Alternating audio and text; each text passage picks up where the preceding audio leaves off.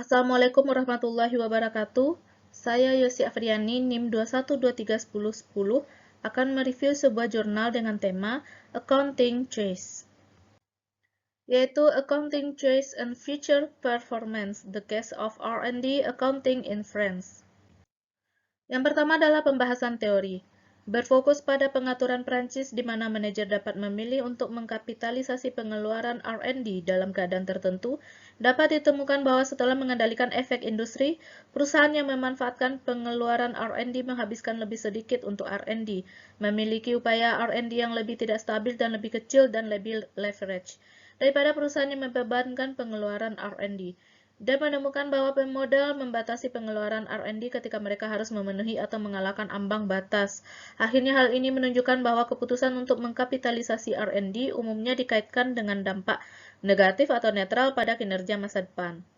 Bahkan setelah mengendalikan seleksi mandiri juga menunjukkan bahwa ketika perusahaan mengkapitalisasi dan membebankan pengeluaran R&D, bagian yang dibiayai menunjukkan hubungan yang lebih kuat dan negatif dengan kinerja masa depan. Tes berbasis pasar menguatkan temuan ini. Yang kedua adalah kasus yang dibahas. Sejak 2005, semua perusahaan yang terdaftar di negara-negara Uni Eropa diwajibkan untuk menyiapkan laporan tahunan mereka sesuai dengan standar pelaporan keuangan internasional atau IFRS, mengingat dampak potensial dari adopsi wajib IFRS sejak pengenalannya, regulator dan pelaku pasar modal telah memperdebatkan kualitasnya dengan penuh semangat, dengan fokus khusus pada beberapa standar kontroversial. Salah satu standar kontroversial tersebut adalah Internal Accounting Standard 38 yang mengatur pelaporan aset tidak berwujud, termasuk pelaporan untuk pengeluaran penelitian dan pengembangan atau R&D. Yang ketiga adalah objek penelitian. Manajer harus memiliki keleluasaan untuk memilih mengkapitalisasi atau membebankan pengeluaran R&D tertentu adalah isu sentral dalam perdebatan tentang pelaporan untuk R&D dan dengan demikian menjadi fokus penelitian. Pendukung kapitalisasi berpendapat bahwa hal itu memungkinkan manajer untuk menyampaikan informasi penting dari dalam tentang kinerja masa depan program R&D, dan oleh karena itu tentang kinerja masa depan perusahaan jika informasi tersebut ternyata benar. Penentang kapitalisasi R&D berpendapat bahwa hal itu menciptakan peluang bagi manajer untuk memanipulasi pendapatan dengan mempercepat atau menunda amortisasi pengeluaran R&D pada proyek dengan probabilitas keberhasilan yang rendah. Manajer menggunakan kapitalisasi R&D untuk memberikan informasi tentang kinerja perusahaan di masa depan. Yang keempat adalah teknik analisis data. Untuk melakukan penelitian dengan membuat sampel pengeluaran dan kapitalisasi dari perusahaan Prancis yang terdaftar, dan untuk mengidentifikasi pengeluaran di antara kumpulan perusahaan awal dan menggunakan basis data WorldScope dan Excel.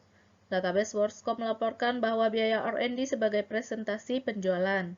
Dengan menggunakan database Excel yang berisi laporan keuangan seperti yang dilaporkan, yang dapat mengidentifikasi jumlah dan R&D yang dikapitalisasi yang dilaporkan dalam neraca, serta nilai kotor dan amortisasinya. Untuk memverifikasi keakuratan database, serta juga memeriksa ulang data yang dikumpulkan dari Excel dengan informasi yang diungkapkan dalam laporan tahunan jika tersedia, dan mengekstrak semua variabel keuangan lainnya dari Excel. Yang kelima adalah hasil penelitian. Konteks Prancis memberikan pengaturan yang berpotensi lebih kuat daripada konteks Amerika Serikat untuk mempelajari dilema R&D, karena kedua perlakuan akuntansi biaya R&D, yaitu pengeluaran dan kapitalisasi, diizinkan oleh aturan Prancis selama periode sampel 1992-2001.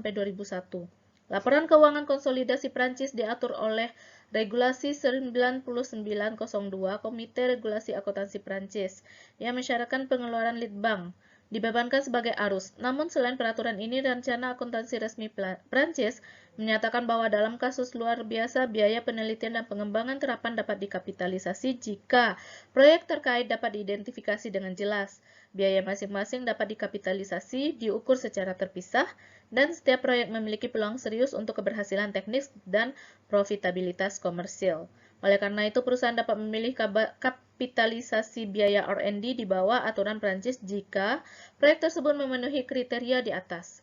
Keputusan akuntansi ini dibuat setiap tahun dan untuk setiap proyek individu, dan pilihan tersebut tidak mengikat lintas waktu. Demikian review saya, terima kasih. Assalamualaikum warahmatullahi wabarakatuh.